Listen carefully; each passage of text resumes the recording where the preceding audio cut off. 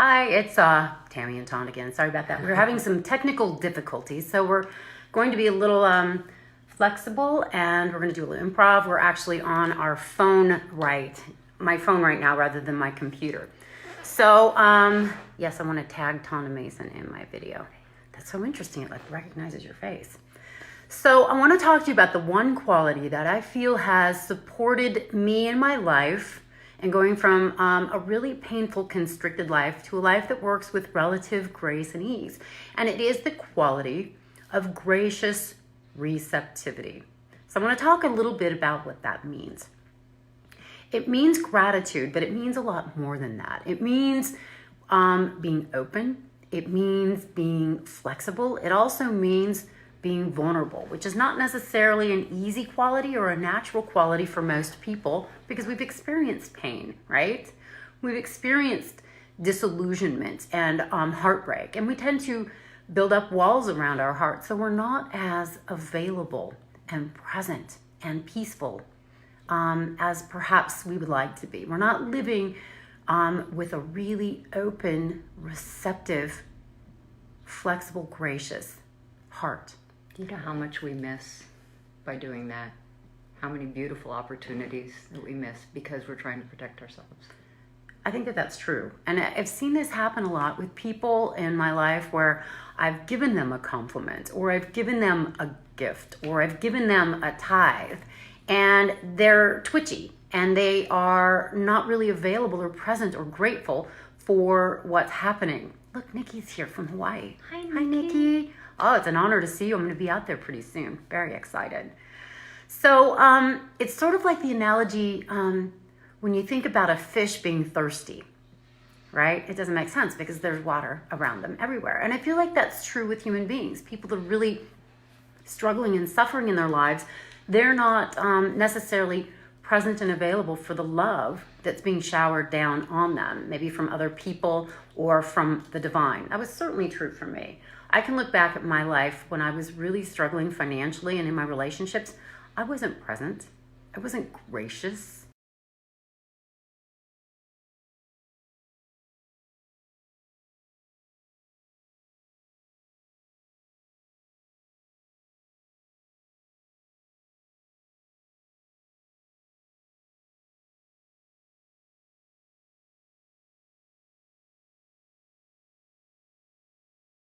And that's the only way we're going to expand to receive more goodness.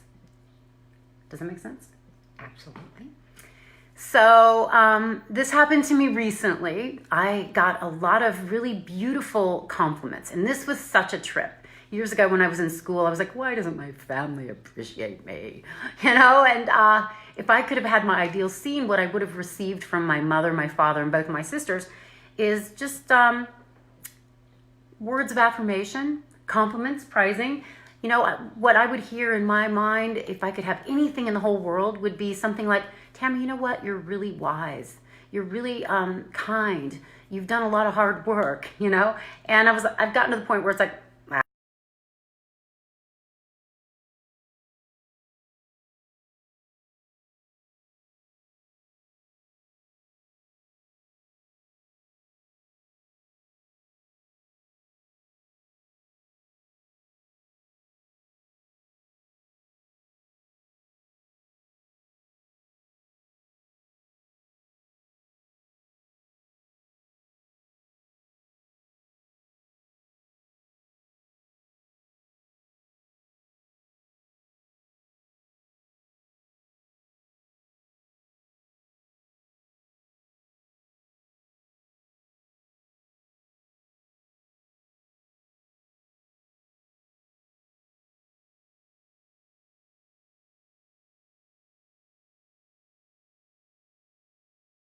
we were talking to my dad. Hi, Penny, are we coming through okay? It's saying that our connection is wobbly. We're going from orange to green. So, Penny, let me know if this is coming through okay.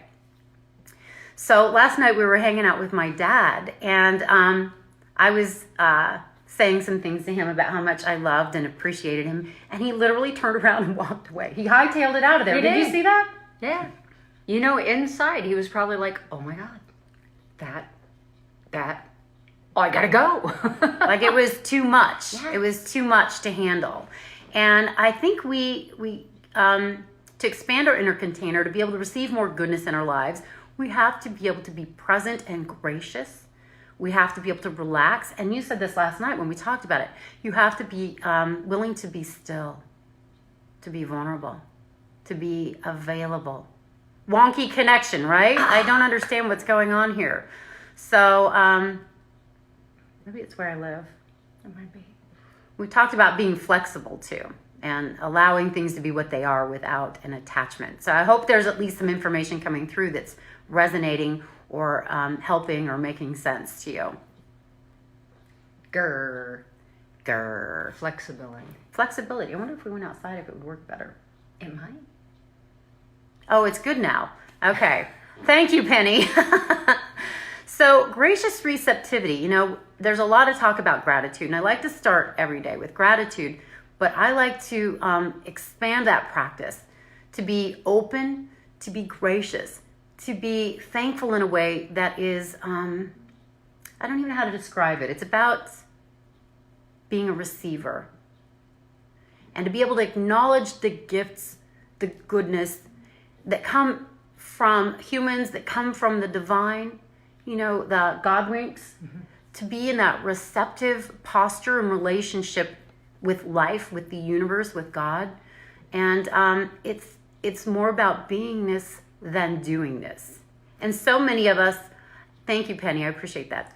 So many of us identify, and Penny's the one that pointed out this to me years ago, and I've talked about this before, when I was really working hard, and she complimented my work ethic. And I thought that was the most incredible compliment I could possibly have.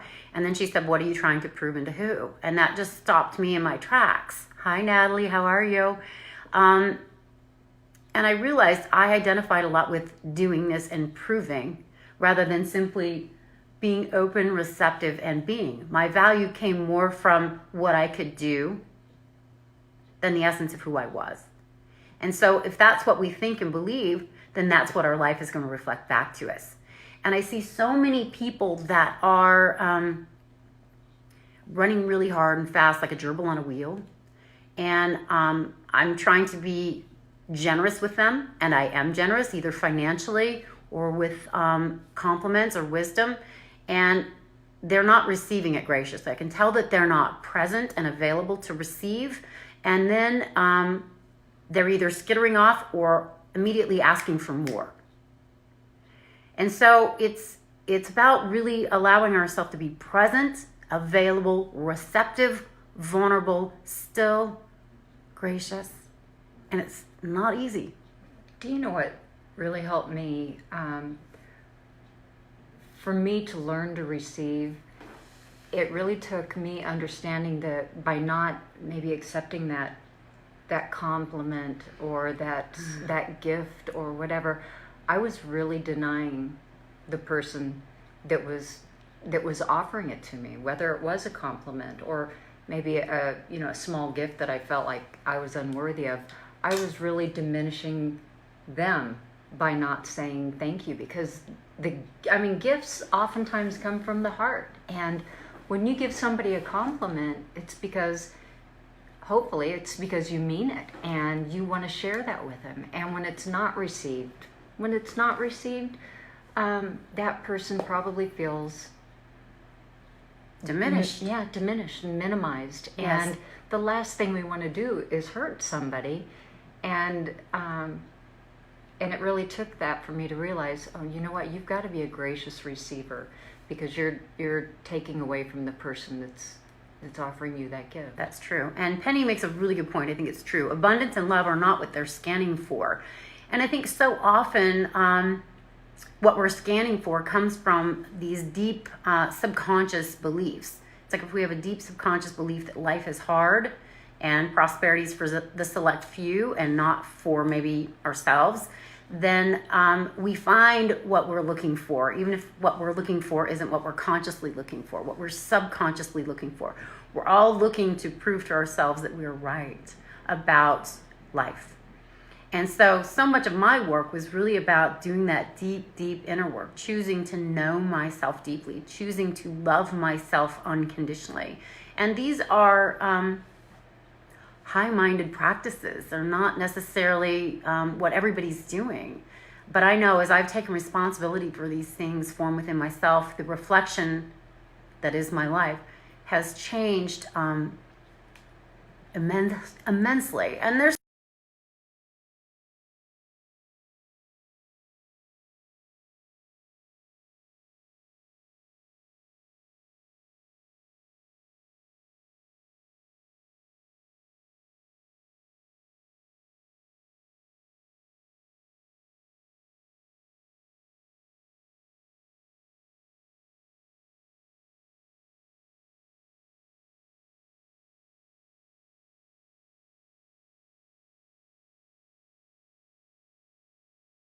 that to be able to receive graciously again, I think it takes just settling your awareness maybe into your heart and breathing, being still, being present. And I think also, and you've said this before, though, the more that you graciously receive, it's kind of a receptacle, if you will, and you're expanding that receptacle. You're opening the vessel, the Exactly.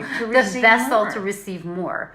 You're opening the conduit and the path. We're like removing the pinch in the middle from the subconscious. I mean, the subconscious is the pinch in the middle. So what we think we want and what the universe has for us can make its way.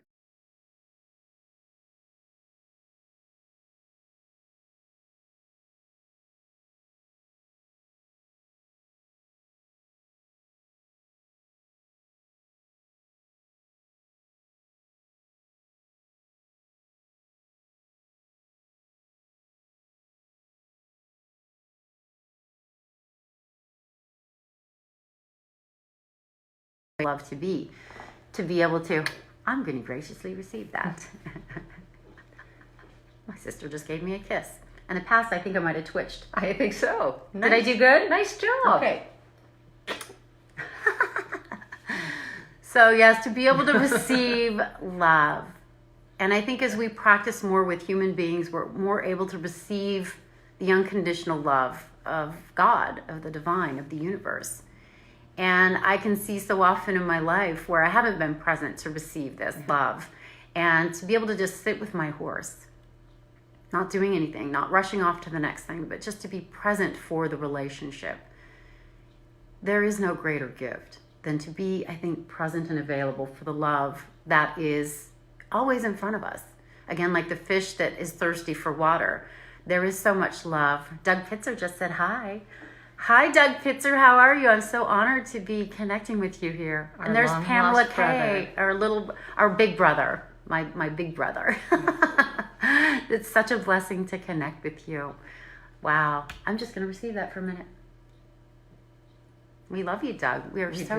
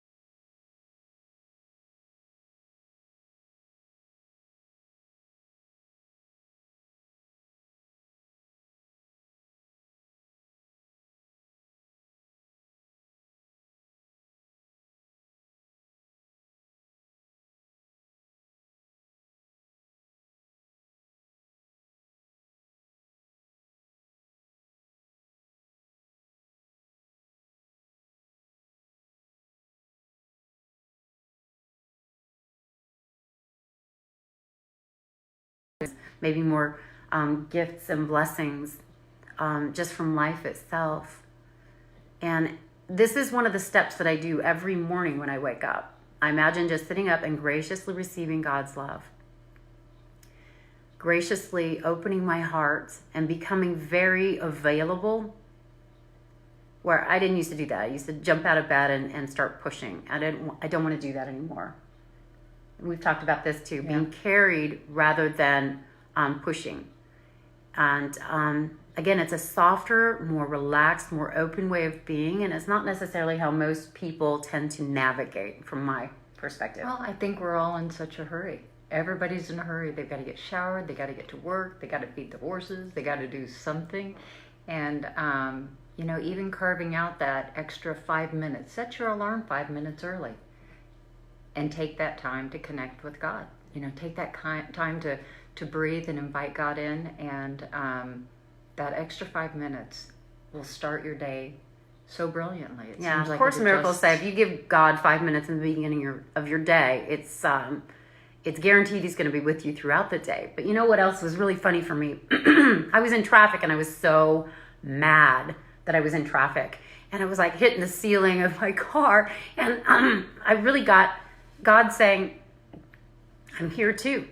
I'm always available to you." And I just busted up laughing. It was like I thought I had to get home and get on my couch or get into my chair to meditate, to be with God. And God's always available with us. So I just started laughing, and I decided I'm just going to set the intention to enjoy being in traffic, to enjoy being still with my horse, to enjoy as many moments as I can, knowing that God is always, always, always available. Oh my gosh. God's and- love is always, always, always, always Exactly. available. And we forget in the most challenging situations, we can just invite Him in.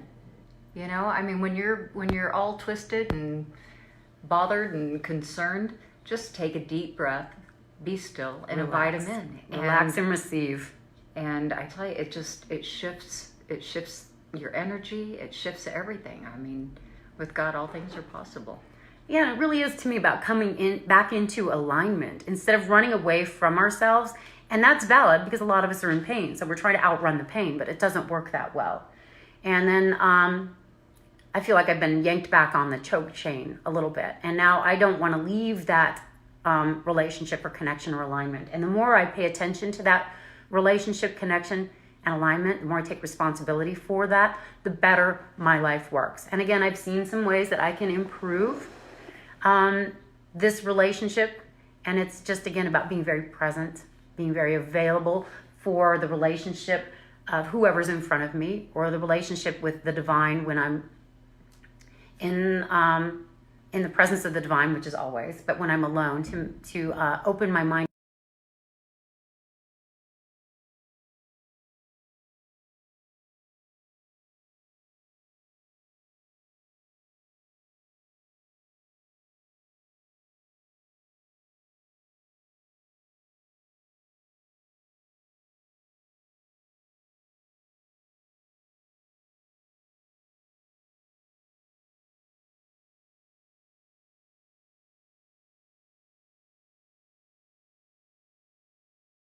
The world. It's like she doesn't see the thing. She's not scanning the horizon to see what else is going on out there. She is present in that moment. And each of us feel so honored to be seen. And that is such an extraordinary gift that you give us. And I was that girl. And thank you. I really appreciate that. I was always on to the next thing and on to the next thing and on to the next thing. And I was in a lot of pain because I wasn't receiving. I wasn't present. I wasn't available for the relationship or the relationship with the divine that, again, is always available. I have a frog in my throat. I have a relationship with a frog in my throat right now. I call it the yoga of life, being flexible. And years ago when I said, God, what would you have me do? He said, love my children. And I was like, human beings, like people? That was scary for me. I took an aptitude test in high school, and the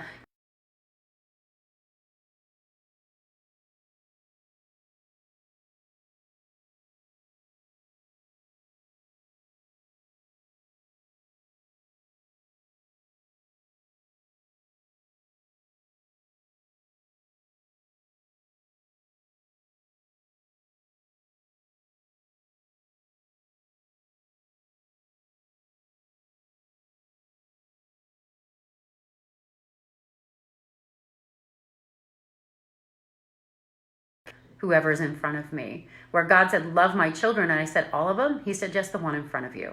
Be more present with whoever is in front of you.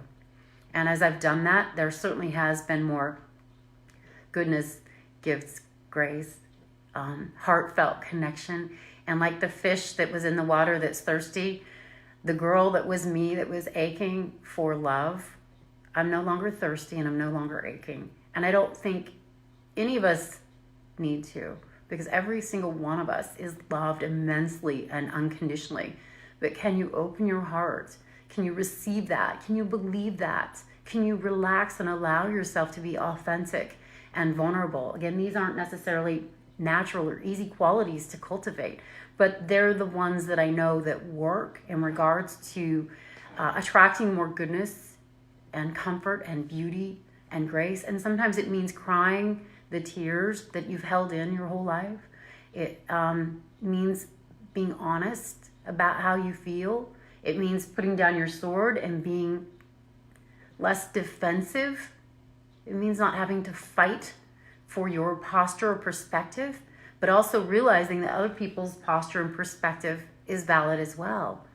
So it's certainly a different way of being than I used to live. Yeah, but I would say it's working for me. And again, there's more work to do, but the work becomes more like play, and the striving becomes more like graceful, easy thriving.